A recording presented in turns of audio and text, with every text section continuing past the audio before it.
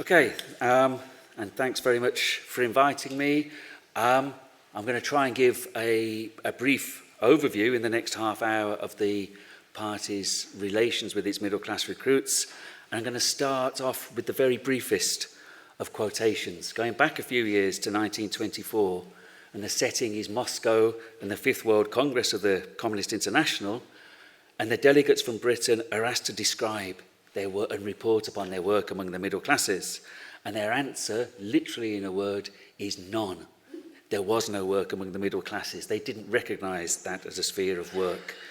The British Party, in other words, at that stage and throughout the 1920s, was arguably the Comintern's most solidly and unabashedly proletarian section, rooted in the old industrial Britain and with very few middle-class members except for those it had inherited from older movements like Guild Socialism.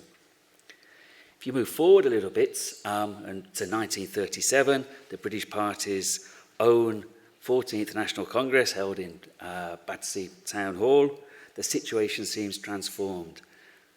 For a start, it's a very young Congress. Nearly half of the 500 delegates are aged under 30, I beg your pardon.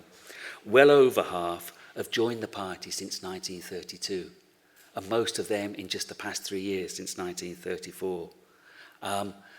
And to think in terms of their social composition, of those in paid employment, nearly as many work in either clerical or professional employment as in industry. There were also, among the 513 students, and of course there would have been a far greater number that had graduated recently in the 1930s. But I'm going to try and broaden out that notion of the middle class to the wider middle class that was so manifestly burgeoning really in interwar Britain, and yet for whom, many of whom, the idea of attending university was as yet anything but an automatic entitlement or a universal experience. If you think of those two scenes from 1924 and 1937, I think two things follow from those contrasting images. The first is of just how much, in a way Nicholas has just been saying this, how much the phenomenon of the middle-class communist in Britain was one dating essentially from the early 1930s. So it had that clear generational as well as social character that has already been identified in these seminars.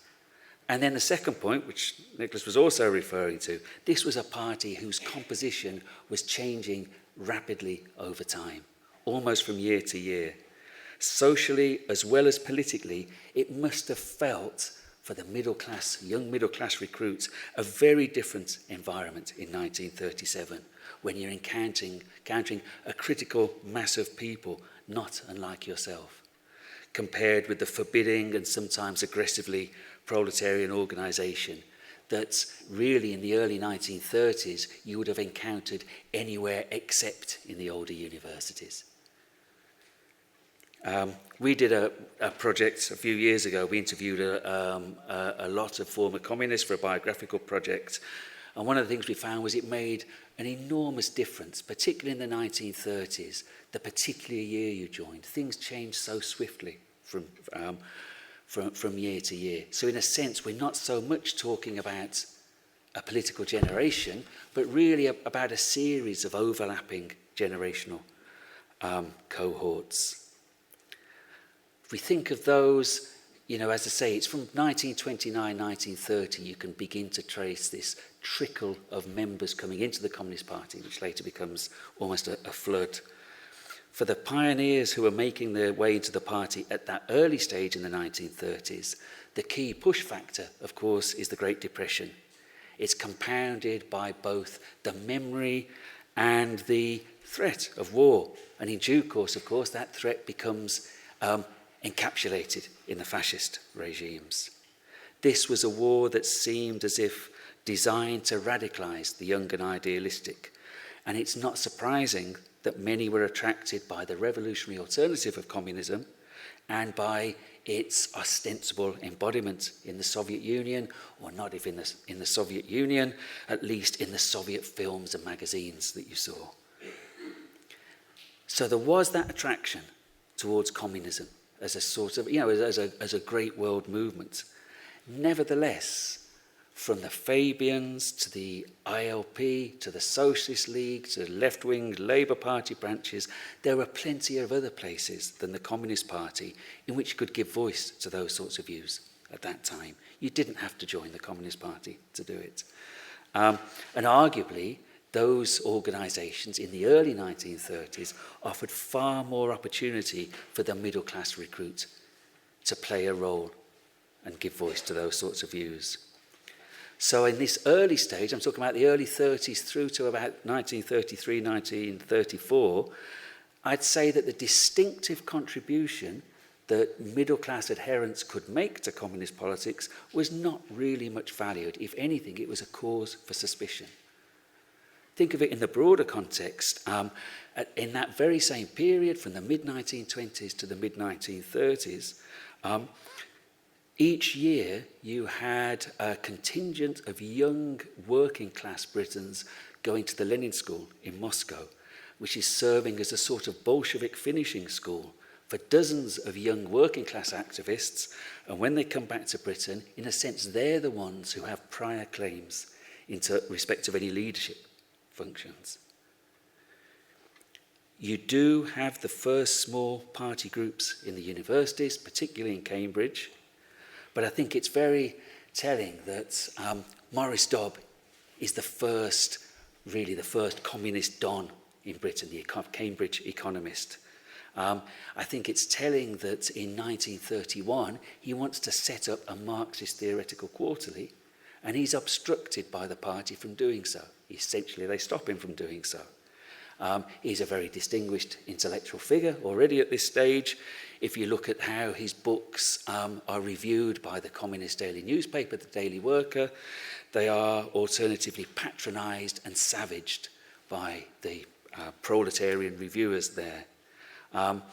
Isn't really the space to go into too much detail, but I would say that it's really only, therefore, with the adoption of the Popular Front style of politics from the mid-1930s, that's already been referred to, it's only with the adoption of that approach that it provides the space both for a more middle-class, more considerable middle-class presence within the party, and, if you like, the more calculating or strategic use of those recruits within the full scope of party activities.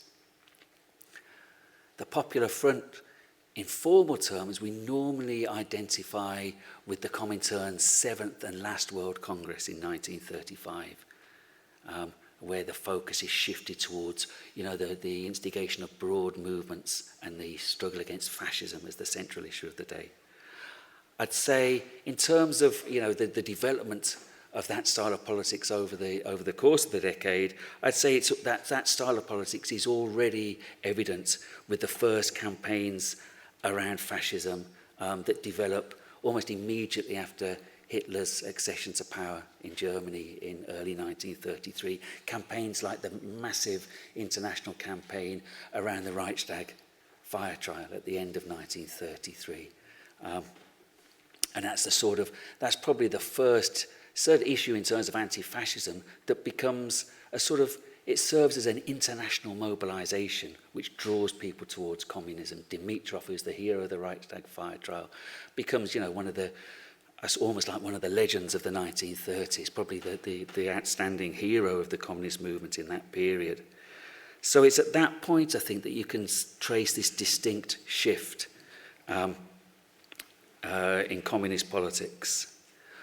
What did the Communist Party want to do with these middle-class members? It's not so much that within the party's own structures it made any particular organisational provision for middle-class members. I'll refer to this, if I have time, a little bit towards the end, but that really comes after the war, not at this point.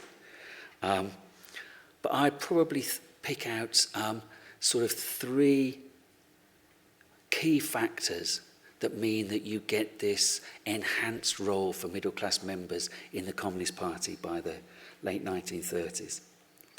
The first is the Popular Front emphasis on all party members, whatever social background they come from, essentially working through broader movements or organisations or non-party campaigns with those with whom they, among whom they lived or with whom they worked or came into contact in other ways. In other words, it was actually the Communist Party. The Communist Party was always a small Communist Party in this country compared to, say, in France and Germany or Italy at different times. But nevertheless, it was a very effective Communist Party because it was quite outward-looking in its campaigning activities. Even before that period, there had existed what they would refer to as front organisations. Things like the Russia Today Society would express that commitment to this idealised notion of the Soviet Union, League Against Imperialism. We can think of a number of others. But it's really over the course of the 1930s that there emerged a whole plethora of publications, campaigns and institutions which ostensibly weren't necessarily communist at all, and in many cases they weren't. But they involved, they served as a focus for communist activities, and in many cases they were specifically addressed to professional or cultural workers. I mentioned this abortive attempt to set up a Marxist theoretical quarterly in the early 1930s. That doesn't happen at that time, but it does in 1938. The long-delayed Modern Quarterly appears, very distinguished editorial board of what by this time are Marxist or Marxist-leaning academics and such. You had Marx House, you had the Unity Theatre and other theatre groups, the Artists International Association, set up in 1933. Above all, you had the Left Book Club, set up in 1936, with a membership by this time that was about 3 times that of the party itself, but serves as a crucial focus for party activities. Key influence, most of the Left Book Club, the paid organisers were young communists of precisely the type that we're talking about today. And it's actually through the Left Book Club, more than through the party itself, that you begin to get things like the poets, artists, doctors and scientist groups that prefigure the network of professional groups that the CP itself establishes in the post-war period. So there's this sense that you're working through either really or ostensibly broader movements, even in the universities, in which the communists for a time were the numerically predominant element among the politically active. Even in the universities, there was a penchant for working through broader-based bodies like the University Labour Federation, for example, was effectively run by the communists, and it was excluded by the Labour Party in 1948, the National Union of Students in the same period. Particularly important, especially if you think of it in the longer term, was the channeling of the British Party's very strong orientation towards trade union work, which had always been a feature of party activities in this country. The channeling of that orientation towards trade union work into the white-collar and professional unions, which in many periods in this period were just finding their feet, and in which communists not infrequently played a formative or leading role. You can think of a whole number of examples, and this is, this influence, you can see that tradition surviving for decades, basically into the 60s and 70s and beyond. The clerks, the teachers, Association of Scientific Workers, Association of Building Technicians, Equity, the Actors Union, Civil Servants Unions, and so on. So, if we're looking for this, what are middle-class communists doing in this period, we're not just looking at what Communist Party campaigns there are. It's what they're doing in this broader terrain. The second point I'd make was that what's also important was the public recognition which the party now extended to what I suppose you might think of as its middle-class standard bearers. And the corroboration that these figures provided of the party's claim to be playing a leading role, a vanguard role in the defence of culture against fascism. Spain, in this respect, was, of course, the cockpit. Some hundreds of British volunteers went to Spain. They proved, in a sense, that was to prove the ultimate commitment for them.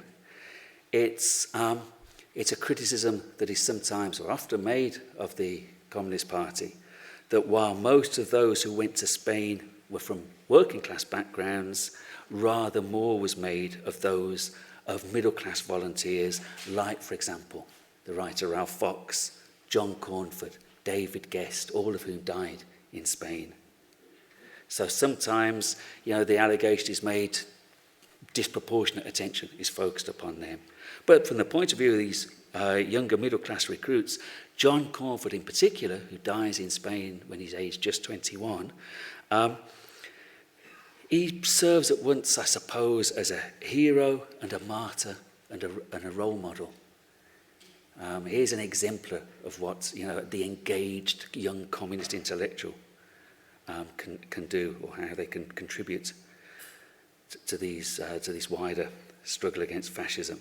The very titles of the memorial volumes that are produced, A Writer in Arms about Fox, A Scientist Fights for Freedom, they provide both a validation and a celebration of the values represented by such figures.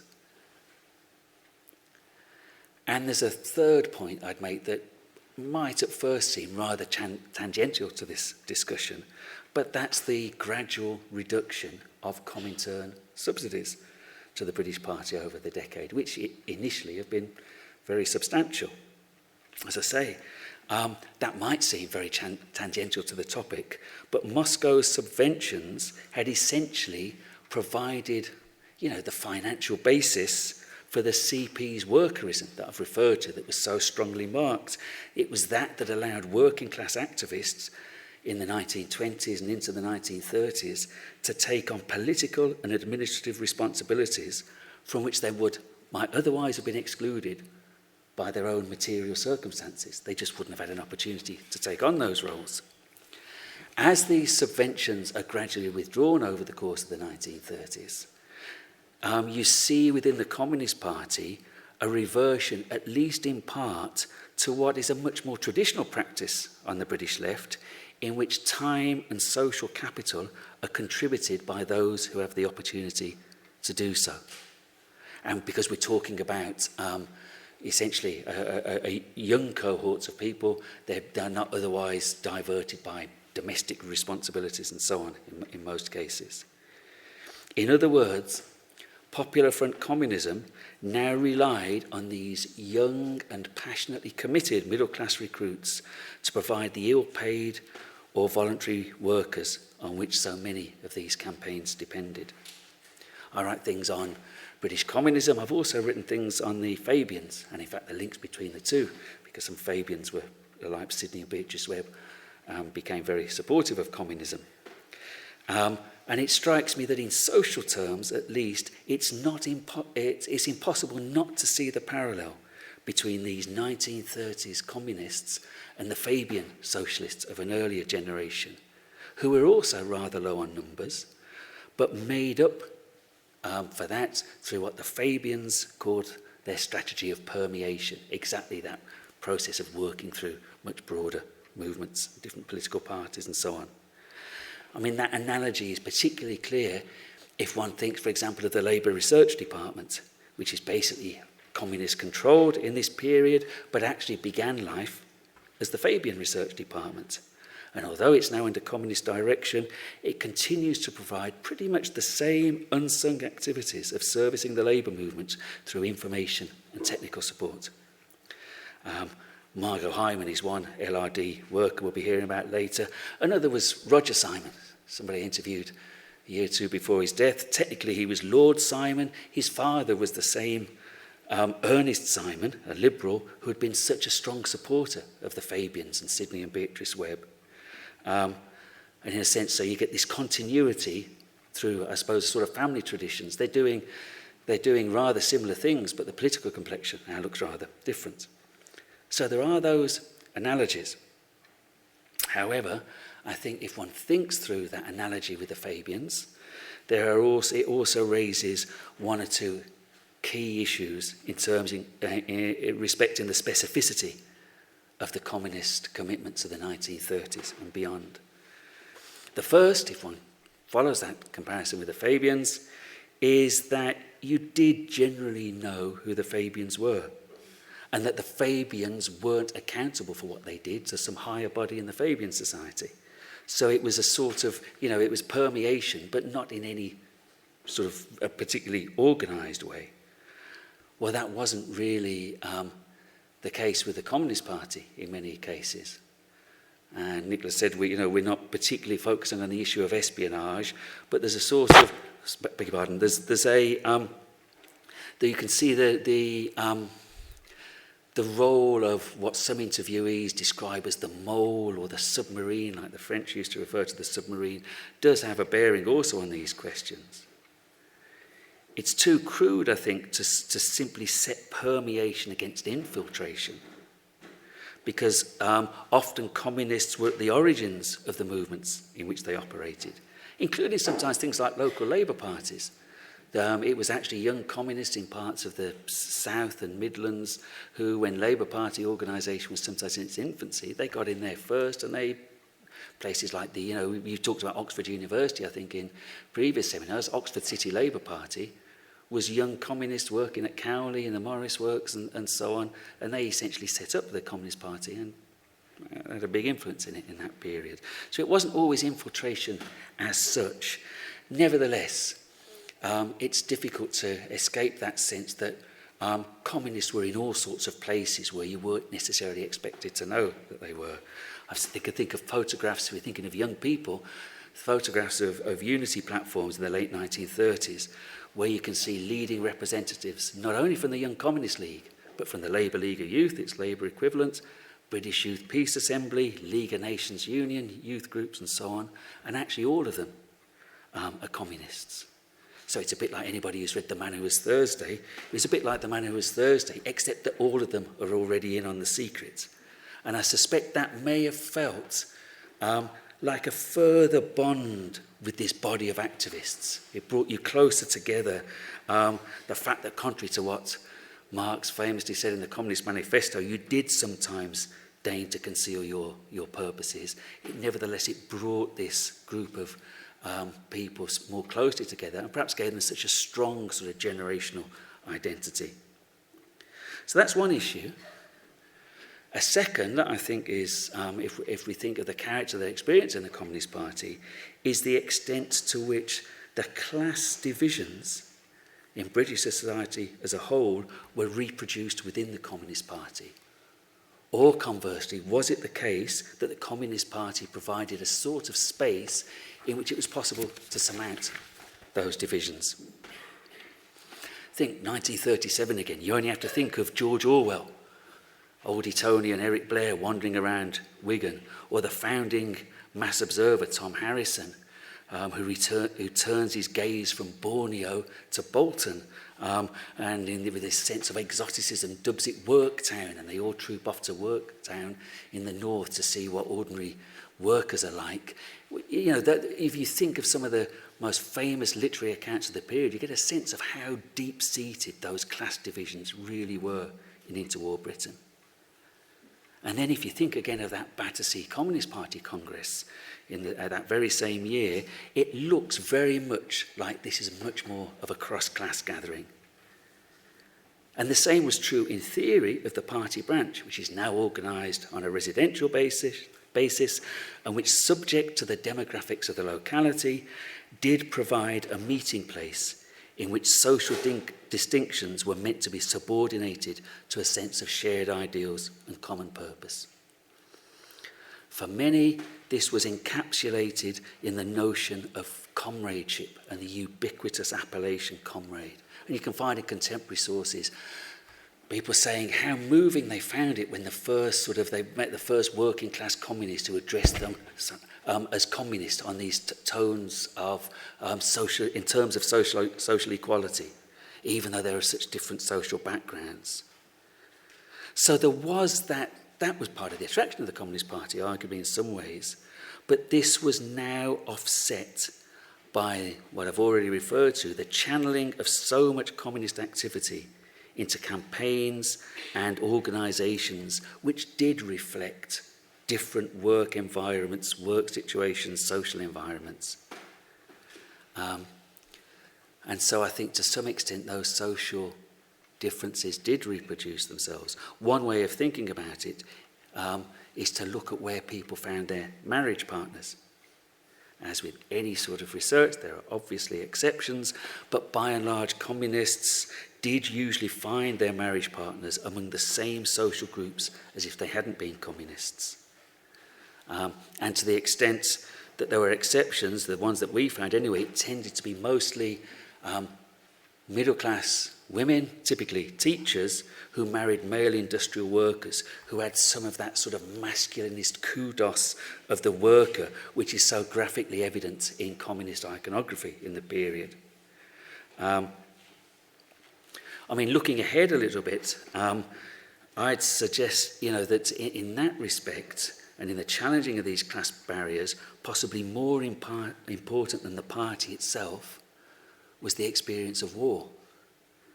Already you see that in the case of Spain and the Spanish volunteers, the volunteers of different social backgrounds who fought, not without tension sometimes arising from the social differences. But there was a sense of surmounting those class barriers. And then obviously as Britain goes into war in 1939, that becomes a much more general experiences.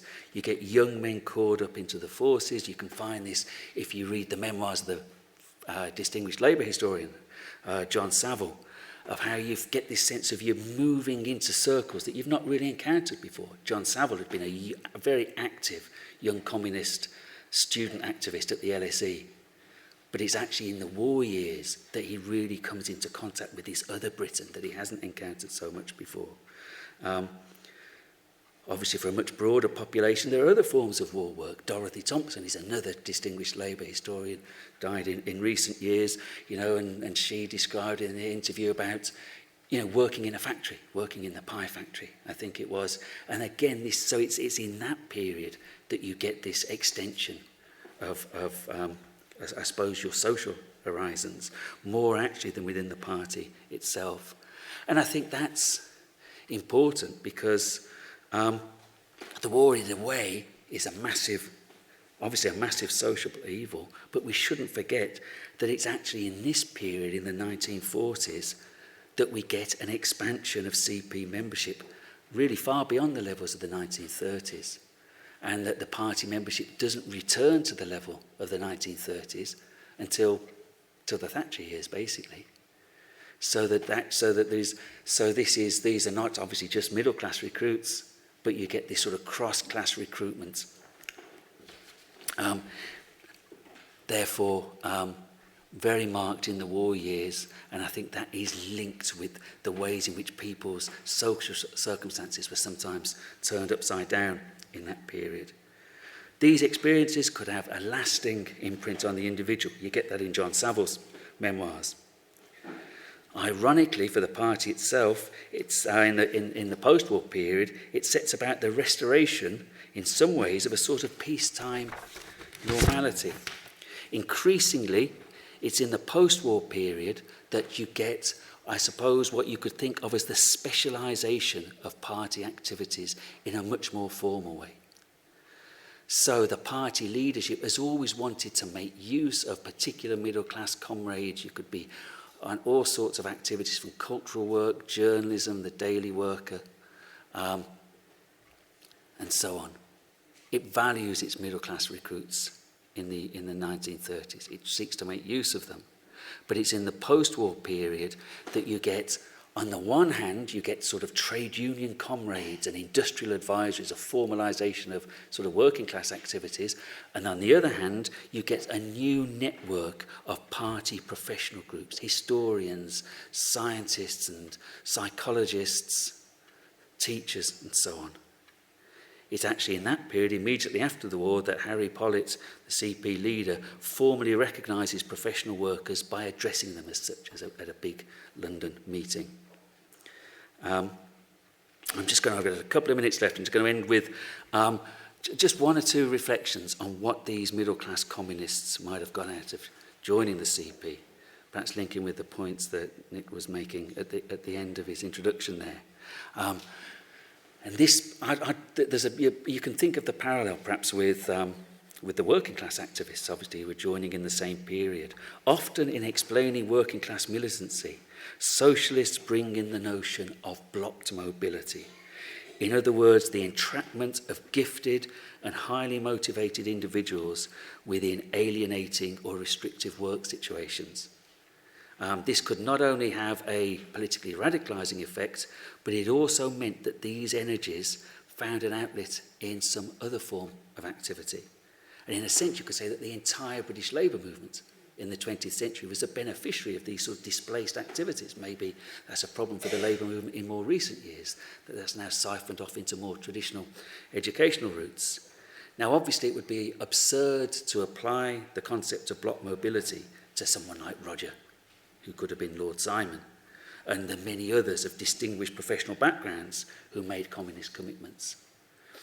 And yet, what came across very strongly in our own interviews was how white-collar employments could also provide a sense of deadening, hierarchical, exploitative, or seen as socially useless work. And that politics and the Communist Party didn't just represent a sacrifice, though it could be that, but it was also a way of enriching your life, of providing it with a sense of meaning commensurate with the sorts of things you were encountering, sometimes maybe on university courses, but for far more of this wider middle class, in things like the new phenomenon of Penguin books and cheap literature, or the public libraries that you could now get access to, or maybe those school teachers who encourage you to make use of those resources. I can only mention one case before I conclude, but that would be someone like the Teessider, Dave Marshall. Would you think of him as middle class? He certainly felt himself trapped within a civil service job. He absolutely hated it. He was one of the earliest and youngest Britons to go and fight in Spain. And much later, after decades of frustration in the civil service, he later found a sort of fulfilment working as a joiner in Joan Littlewood's theatre workshop. It was that sense of something you wanted to get out of, and in a way, the communist and political activities were a way of doing that. And so, as a very final point then, having interviewed many communists and former communists from this period, obviously, because there were things like the Moscow trials, Nazi-Soviet pact, Hungary in 56, all sorts of things, many people had experiences of disillusionment and bitterness. But it's actually, if I think back on those interviews, it's remarkable how few of the interviews described the experience of involvement in the party itself in the same negative way. Thank you very much.